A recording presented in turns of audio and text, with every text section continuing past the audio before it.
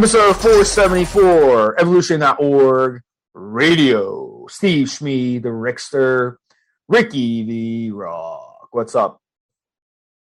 Hey, what's up, Steve? What's up, guys? How's everybody doing out there?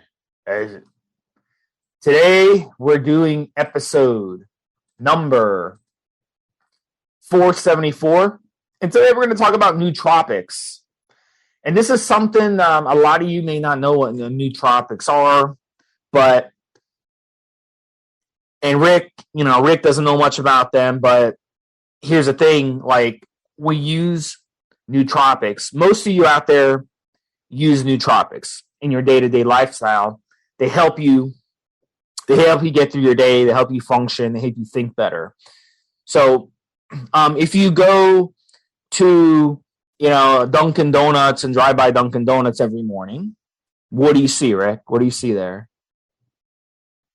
Or Starbucks, what do you see? Coffee. Every morning, people getting coffee. They're lined up, fighting in the line to get their fucking coffee. Now, why? Because it's a nootropic. They need it. So the nootropics that are out there, there's so many different ones. So in this episode, we're going to go through them. Rick's going to talk a little bit about his choice, to use caffeine. Rick's a big caffeine person. Well, what's interesting, though, about it is, it's like South America, where Rick's from, like Colombia. We always talk about, Colombia being, coffee-rich nation and stuff. But it's actually not true that people in Colombia or people in South America drink tons of coffee versus other countries. The number one coffee consumption country is Finland. I'm not sure if you knew that, Rick. So basically, Norway, Sweden, and then Finland being number one. And a lot of that has to do with their climate. You live in a cold-ass climate year-round like that, you're going to be, drinking hot things. So for me, I live in a hot climate, and I prefer not to consume hot things. And then there's, obviously there's iced coffee or stuff, but I'm not a coffee drinker. So there's different nootropics, not just caffeine, but 90% of you who live in North America consume coffee or tea on a day-to-day basis. I consume neither. So we're going to kind of get into all these different nootropics. So let me just first say this. And I'm not sure if you knew this statistic, Rick, and a lot of you listening are probably going to be shocked by this, but did you know 50% of young adults in America have a side hustle? 33% who are more middle-aged have a high side hustle. So we're talking 1 out of 2 young people who are in the workforce, and then 1 out of 3 who are middle age. So, and why the hell not? If we can make extra money on the side for doing something we love doing, like let's say you have an eBay store, let's say you have a YouTube channel, let's say you have Instagram, let's say you're doing something else on the side, you're whacking off on whatever, the gay for pay websites, whatever you want to do, right? That's extra money. So you have that extra money. You can live a nicer lifestyle. You can get a nicer car. You can live in a nicer house. You see what I'm saying, Rick? So a lot of people do that. And here's the thing about it is that to achieve that type of working, to a real job and then a side hustle, a lot of you are using these nootropics to get through. And I know you, Rick, you are, fall definitely into that, category. So that it's to prevent the mental exhaustion and to improve your cognitive functions in your brain. And that's what these nootropics do. So there's a lot of myths behind nootropics. Everyone thinks nootropics means some type of drug that you take, an ADD drug or something. But we're going to go over all kinds of different nootropics, and it's stuff that you might be taking on a daily basis. So let's talk about a little bit of the history, Rick. So nootropics were actually discovered by accident. In the 60s, scientists wanted to develop a form of GABA. It's a very important neurotransmitter. It fires off in the brain to help us relax and sleep better. It's a product. Wait, let me interrupt you for a second, Steve. Sure. So nootropics is basically anything that has an effect on the way your brain works, correct? So like caffeine is a nootropic. Would alcohol be considered a nootropic as well? Well, I want to kind of get into. I don't think alcohol will be considered a nootropic, buddy. So it would have to be a positive. A nootropic means that it has at least as we can tell now, a positive influence in your cognitive abilities. Correct? Well, it's yeah, and we're gonna kind of. There's rules. There's rules on what makes something a nootropic, and we're gonna get into that shortly. But I kind of wanted to get into history of how it discovered. And I was going to say that GABA is actually one of the supplements that are in your product N2 Sleep, by the way. And what happens is with GABA, here's the interesting thing about GABA, if you study it, which I have, is that the older you get, the more your GABA drops. So older people, if you're 55 and up, 65 and up, 75 and up, there's a good chance your GABA levels are extremely low. And this is a problem because now you're not going to be able to relax. Now you're not going to be able to sleep. You compound that with caffeine consumption and you suppress your GABA further. That's why you see people, we're talking about Starbucks. If you ever go to Starbucks line, stand in line, you got people in line like they're jittery. They're like, oh my God, I gotta have my caffeine. You know, and that's why, because they have really low GABA levels and they're basically making the problem worse. So I'm not an advocate of using caffeine as a nootropic for that reason, because it's addictive. Now there's addictive nootropics and there's non-addictive nootropics. I'm an advocate of non-addictive nootropics. So basically they accidentally came across it. It was a professor back in 1972. And that's what he termed nootropics. Now, you asked me what's considered nootropic. So there are basically 5 main criteria, Rick. The first one is it must aid with improving working memory and learning ability. The second one, it must help support brain function, even when the brain is lacking oxygen or has an electric current going through it. The third one is it's got to protect the brain from chemical toxicity or physical toxins. The fourth one is enhancement of natural cognitive functions. And then the fifth one is non-toxic to humans while also not causing depression. So those would be the 5 criteria. So hopefully that answers your question on the 5 criteria to be considered a nootropic. That's real interesting. You know what? One thing I noticed actually as time goes on is how many people out there are taking something to help their brain along, whether it's their mood, whether it's something they're taking prescribed by a doctor or someone self-medicating. With caffeine, I'd fall right into that category. You know, I'm definitely treating some of my attention deficit disorder using caffeine and having a great effect of it. And I've kind of noticed anybody is almost nowadays, almost everybody's on something. You know, you're always going to have guys using stuff. And apparently, last time I got medication from a doctor for my attention deficit disorder, it was quite a few years ago. And I went and started looking into it again, maybe trying to get some medication, thinking about it. And it looks like there's more medications out now for attention deficit disorder than there were a few years ago, last time I got prescribed. And it's definitely a huge,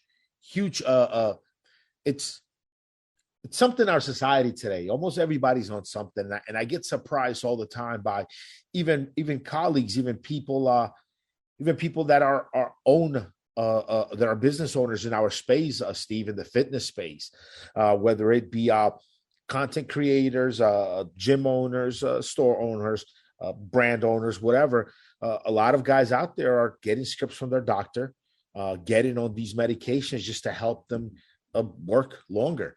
I do think that if it wasn't for, I think the way our modern life is now, where we have these screens and these phones and things, it's just completely different than It's completely different than what we evolved with. And people have found uh, using some of this thing. So using some of these drugs, caffeine, me in my personal case, really just kind of helps you get through your day. It helps you improve. Now, I wasn't fully clear on the definition of on nootropics. You know, experimenting on my brain is not among my favorite things to do personally. I drink caffeine because I know I tolerate it, but I try to stay away from anything that's going to affect my ability to think. You know, if I experiment with my body, I can see what's going on with my body. As long as I still have my wits about me, you know, we're going to be fine. But if I start messing with experimenting with drugs and it starts to affect the way I think, I might make a whole string of bad decisions.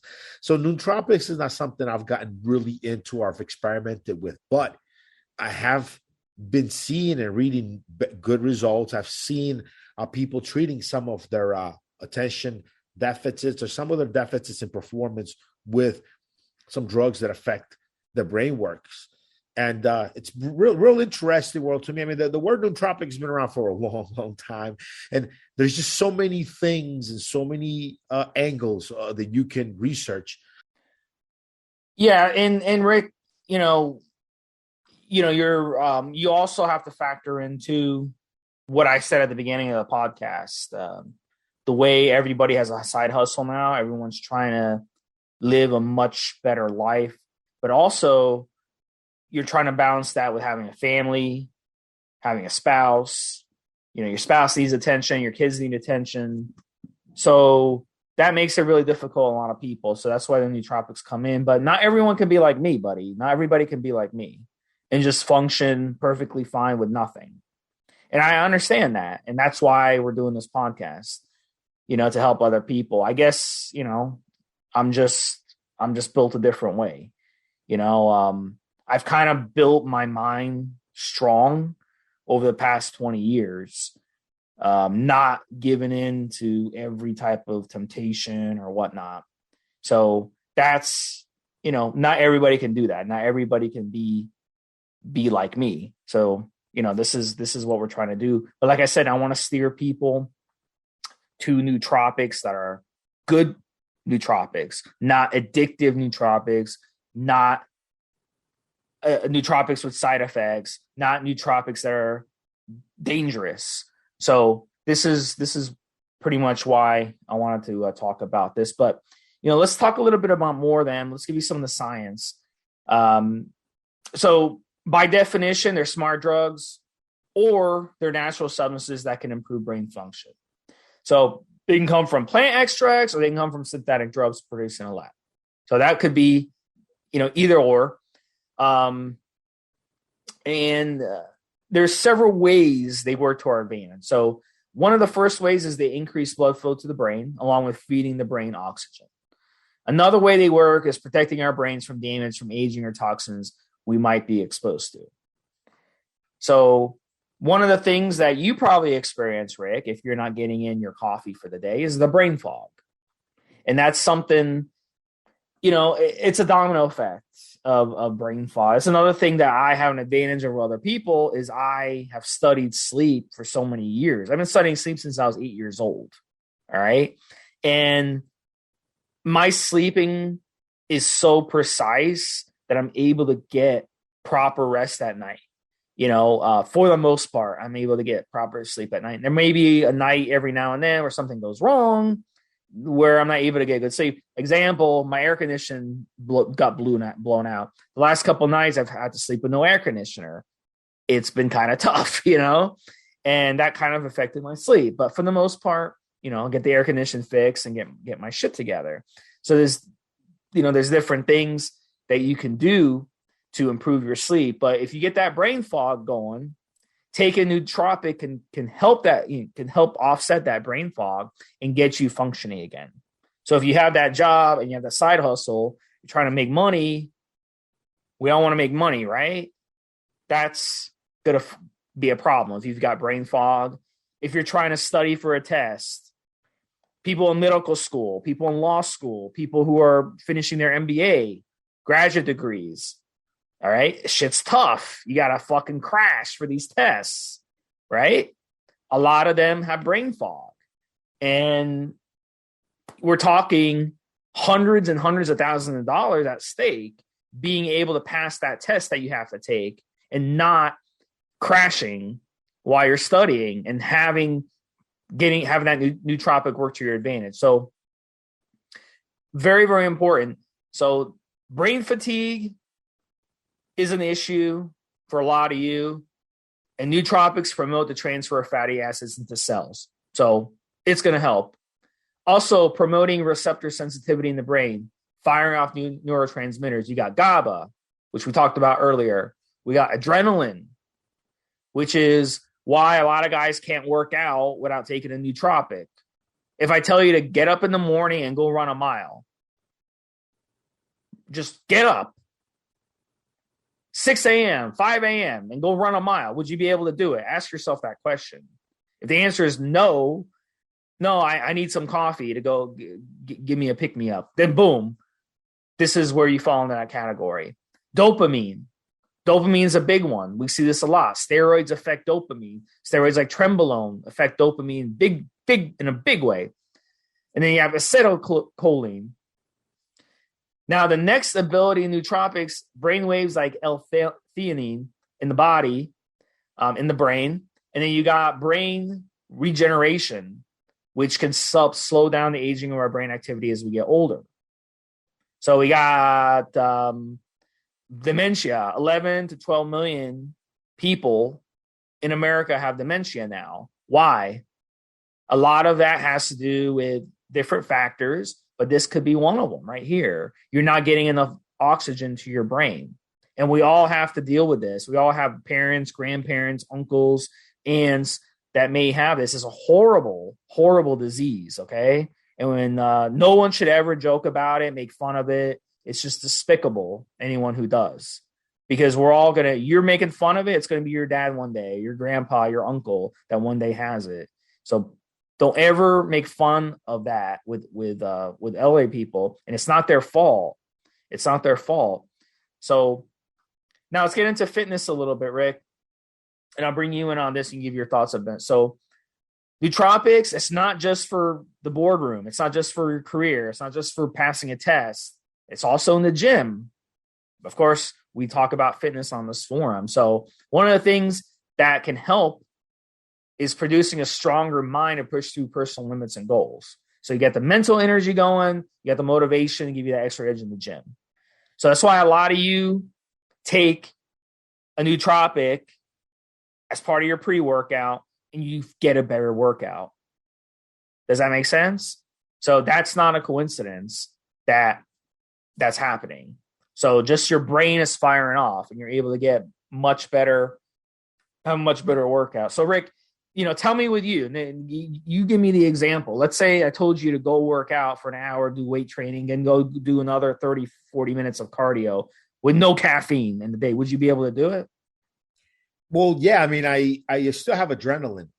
It's I really only need caffeine, to be real with you, when I have to kind of sit quietly and concentrate. If I'm up and about, if I get on a track and I smell that air, if I go into dojo and I smell that old that old mat sweat, I get fired up, man. I get on my bike. If I get on my bike, I don't caffeine. I need when things slow down and I need to not fucking fall asleep or have my brain kind of drift away. Caffeine gives me a nice focus. But when I am not concentrating, when there's things happening, when there is things to do, when my body's in motion, adrenaline kind of kicks in, and I don't really need caffeine at all. It's nice to have caffeine during a workout, like my pre-workout, my N2KTS pre-workout. It's got a nice bit of caffeine in it, and I like it. I like to kind of concentrate on that muscle, that mind and muscle connection. Make sure that I'm really squeezing in at the top of that rep and just really control that muscle contraction, really work every fiber. I really feel as though caffeine does contribute to that, some of that slow kind of quiet work in the gym. caffeine contributes to it, but anything beyond that, running the trails, mountain biking, going to dojo, boxing, jitsu, whatever it is, adrenaline carries me through, man. Adrenaline carries me through. Yeah, I don't know why, man. Like, I could just turn it on whenever I want. Like, I got this built up baby batter in my body. I can just turn that into adrenaline, and it's really weird. It's really weird. Just some people have it and some people don't, buddy. I don't know. I don't know how to explain it. No, I know what you're saying. Like, I'm the kind of person where even like a dog could jump at a gate, or like something sudden can happen, and I don't even flinch. Like, I'm really cold, fucking, like, something major has to happen to get my adrenaline pumping. Like, I can't sit down and get like, well, I'm really pumped up. I'm gonna listen to this content. We'll get really pumped up and write these articles. Like, nah, that's more of the kind of quiet, tedious work I've got a caffeine for. But anything that, look, how about this? I don't even need caffeine to get on a good phone call, good conference call. That gets my adrenaline going. When I have Zoom calls, things to do, business stuff, that I don't need caffeine for. The only time that I really feel like I really need it, dude, is like to just fucking sit down quietly. When it comes to talking to people, doing the podcast, even I get more talkative when I have the caffeine, get more focused. But out of all the, I'd say of all the podcasts we've done, a good fifth or quarter of them, I've had no caffeine in my system, because we kind of do them in the afternoon is the time I prefer. And at that time I'm winding down for bed. So I stopped consuming caffeine around 6 to 7 p.m. so I can be in bed around 10, 11 and not have to worry about it. Yeah. Yeah, for sure, guys, for sure. So, yep. So let's get into, because you asked me, Rick, types. So let's talk about the first, you mentioned, let's talk about the drugs. Amphetamines like Ritalin and Adderall, very strong. They're usually used with ADHD patients. So that would be for you. That's something for you to take if you had ADHD issues. So those are types of nootropics right there. And we see people who aren't actually, who haven't been diagnosed with anything, who get a hold of Ritalin and Adderall because it helps them function to, another level. And I've actually never tried these drugs. I've never tried them. I don't need them. And some people do. And you had mentioned at the beginning of it, a lot of people these days, they need this stuff. I can remember in college, I don't recall anyone ever using these types of drugs, buddy. And now I know a lot of people are in college. It's getting passed around like crazy. So, so yeah, definitely people have more access to these drugs and people are taking more advantage of them. But, like I said, I never needed them, buddy. I never needed them in college myself, and people I knew didn't need them either. Another powerful drug, there's one called Privigil. I don't know if you've heard of that one, and that's a stimulant to help with narcolepsy. So you have that. You have another one called Paracetam. It's for myoclonisis. So these are all synthetic drugs, all four of those synthetic drugs. You need a prescription, and I don't recommend you go out and get them unless you consult with a doctor first. It's not something you want to start messing around with. You don't want something that's going to become habit forming and that you're going to want to do. So now, fitness wise, there's 5 really good ones that I like in fitness. And these are things that you can purchase. Your store, Rick, has a couple of these as well. I think your store has like 3, even 2 or 3 of these at least. The creatine, you have the Ancient Strength at the N2BM store. Up to 5 grams a day helps with muscle growth, but also with short-term memory. Did you guys know that? So creatine is a great option. It's found in our foods. It's found naturally in our body, but you can supplement with it, and it's completely safe. L-theanine, up to 900 milligrams a day. And then you have N-acetyl L-tyrosine up to 2,000 milligrams before you exercise. You have phosphate adenosine up to 800 milligrams a day. And you have rhodiola rosea up to 600 milligrams a day. So you guys can look at these supplements on, check out the show notes and you'll see links to the article which lists them. So those are all safe options for fitness. They're not habit forming. They're natural, found in nature. And then, of course, Rick's favorite, you got caffeine. Up to 600 milligrams a day can reduce reaction time for tasks in humans. But if you overdose on caffeine, it's going to obviously have counterproductive results. So overall, caffeine is not something that I like to recommend to people to use for your workouts because you're revving up your heart rate. So, that does come at a cost. It's going to make you hit your maximum heart rate quicker when you're working out. And that's not something you want. So another one, nicotine. And believe it or not, some people have used nicotine to improve alertness and motor function. And the way they do this is not by smoking cigarettes, but they actually chew nicotine gum or use the patches. Problem with nicotine, very addictive. So if you start using nicotine for something like this, you're going to definitely, you're definitely going to be messing around with it more than you want. And that's not something I like to see either. You ever see like gamblers and stuff? They always got a cigarette in their mouth. It's because the nicotine, they're addicted to the nicotine. The nicotine helps them think because they're so addicted to it that they need it. It becomes habit forming, becomes addictive. So there's a couple, there's a couple really, really good ones also that are really good to boost brain function and to help reduce cortisol before exercise. So these are some natural options before ginkgo biloba. That's a really good one. Ginseng up to 400 milligrams a day. That helps with brain fatigue. That helps with math. So if you are a student listening to this, ginseng, that's your friend. Resveratrol, that's an Intugard, your product, Rick. Helps with memory of the brain, comes from the skin of certain fruits. So fruits are your friend. Did you know that? If you eat berries and grapes, raw organic fruits like that, you get nootropic, that you get that resveratrol that's in those, right? You don't have to supplement it if you're getting it from your fruits. So eat your fruits. Your fruits have nootropics in them. Ashwagandha, up to 600 milligrams a day, helps with stress and anxiety. It's another nootropic.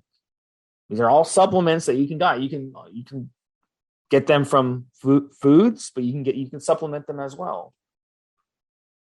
And then the last one, my personal favorite, is coconut oil. And if you get unprocessed, unrefined coconut oil and just use it in your food, cook with it, you can even just take a spoonful of it every day. Before bed, you can take a spoonful of it before bed. It's going to help relax you. You can take it in the morning. It's going to help you think better during the day. A lot of benefits. Make sure you get the unrefined, cold processed coconut oil. That's the one you want to mess around with. And then, of course, there's 5-HTP, another ingredient in your N2 Sleep product, Rick. Curcumin cacao, which is what chocolate is made from, is also a nootropic. Turmeric, a lot of people like to use that in their foods. It's good for inflammation. It's also a nootropic. And, of course, your vitamins, B, D, and then zinc, which is also in your product, Rick, N2Guard and N2 Generate. Zinc is very important for testosterone levels too.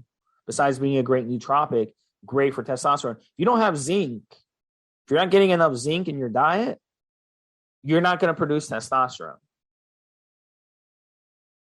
So think about that. What are our zinc-rich foods? Green vegetables, How many of you get green vegetables? Not enough, right? How many people that you know don't even eat any green vegetables? Probably a lot of people, right? So you have to,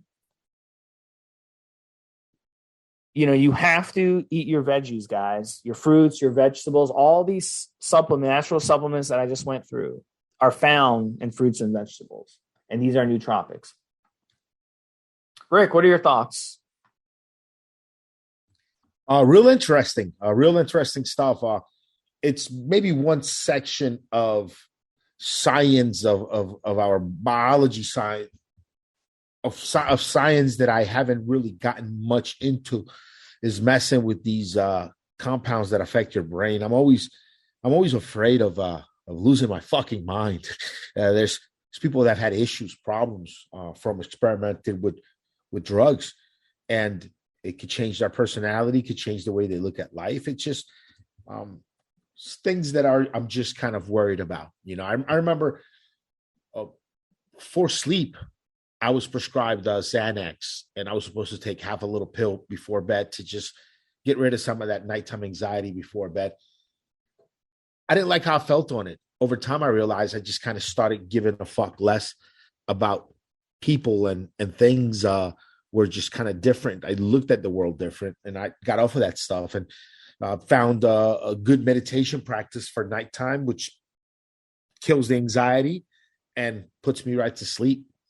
I really have not gone much into this realm, but after this podcast, I might start going into. I might try some of these compounds specifically for the purpose of improving the way I think, the way I do everything. I mean, it's sort of kind of necessary at some level because the competition is kind of doing it, bro.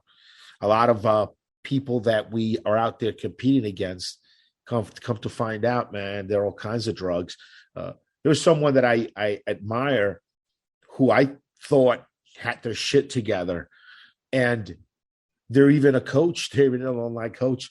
And then it was kind of let known that this person they were on Wellbutrin and something else to kind of deal with some kind of loss. So it's like this person had a personal loss. They were still posting every day online, just being themselves. I thought, man, so strong. Oh, man, that's awesome.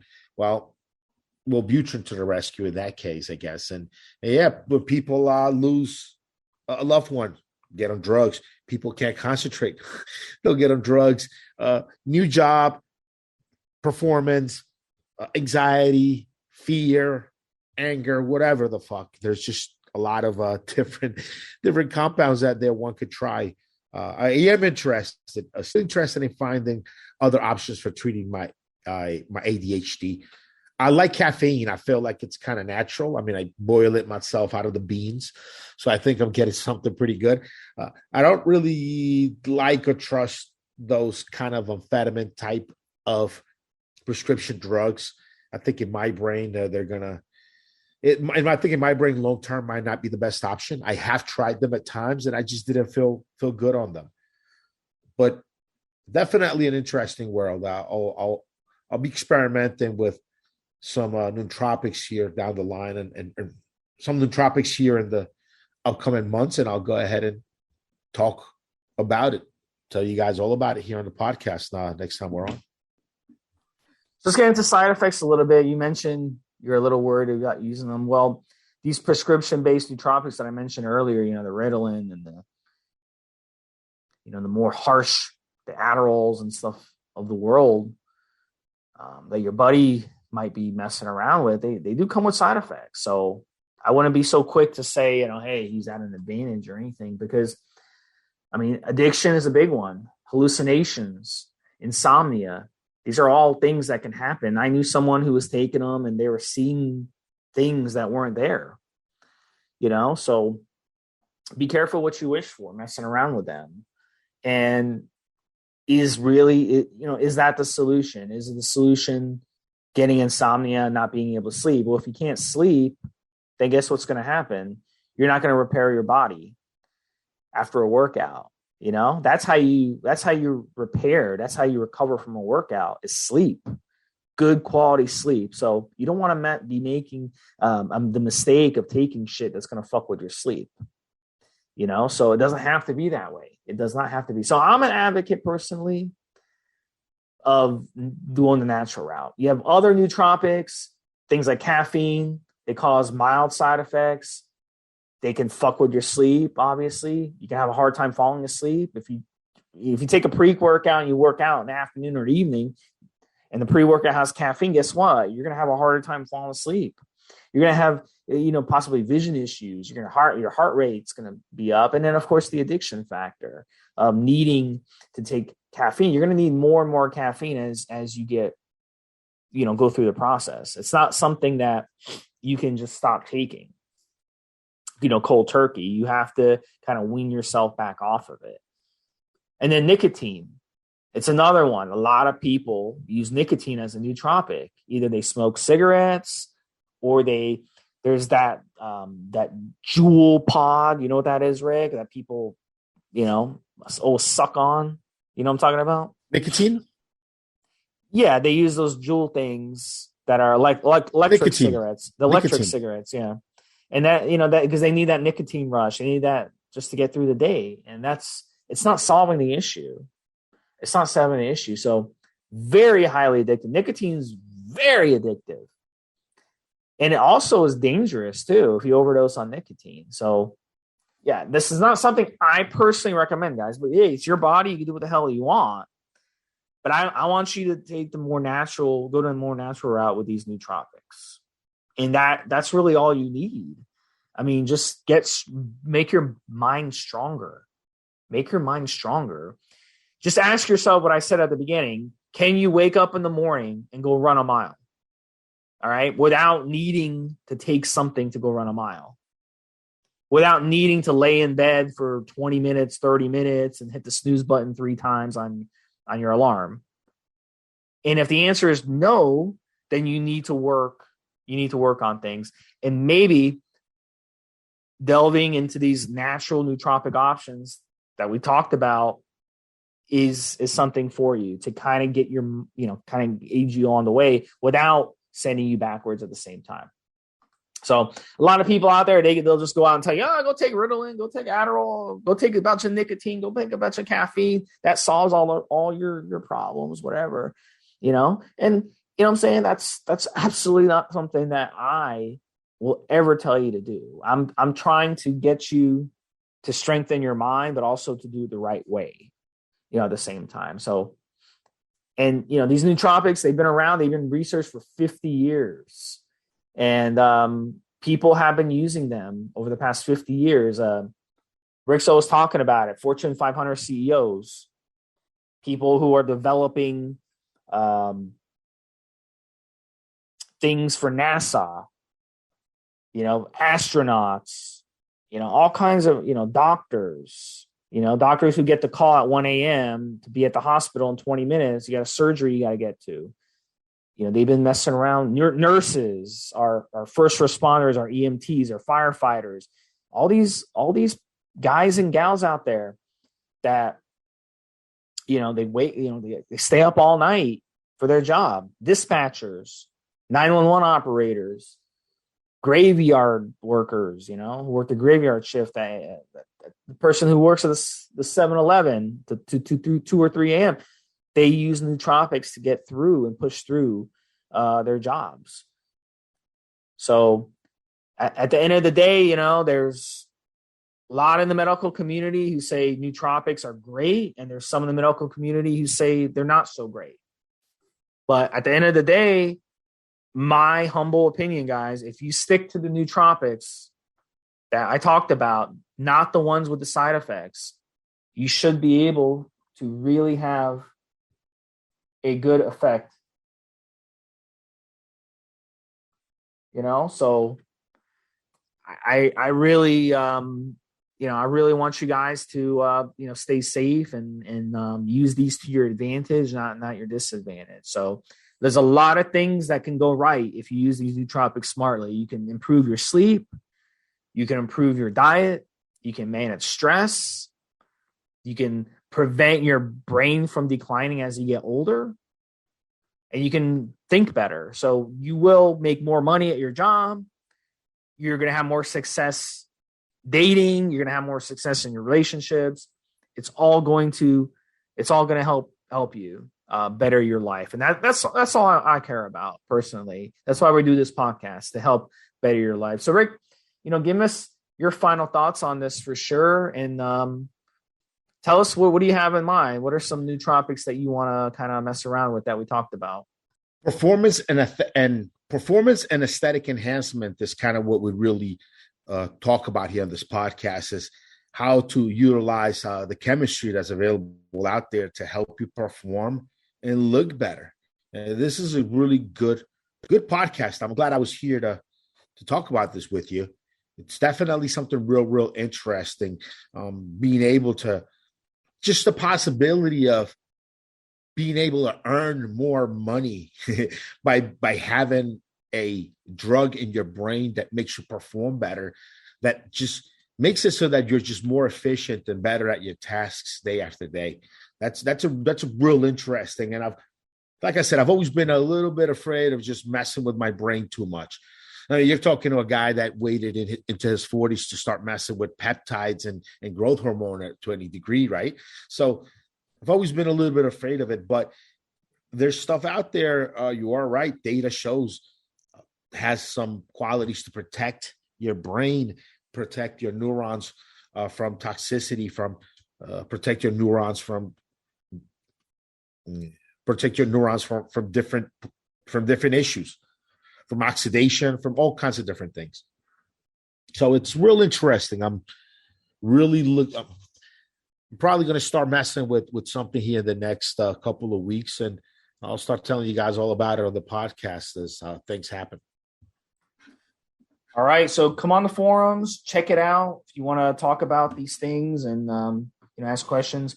I'm not a huge expert on nootropics, but I've been learning about them over the past couple months, and Rick as well. So Rick's really interested in them, but like we talk about in this podcast, they're things that we've used. Obviously, if you use certain supplements, you've already used them. So there's something that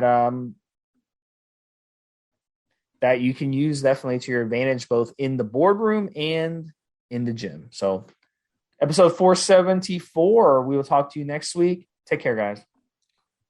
Have a good one, Steve. Have a good one, guys.